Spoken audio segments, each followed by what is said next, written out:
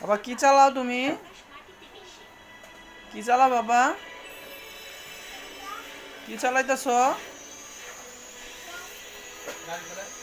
গাড়ি boom boom চালাইতেছ?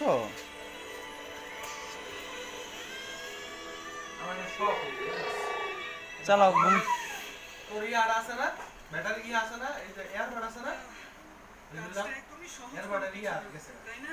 শুধু শুধু বলছো তুমি ব্যাটারি ফুলে গেছে। চেঞ্জ করে আনিস বাজাতন ব্যাটারি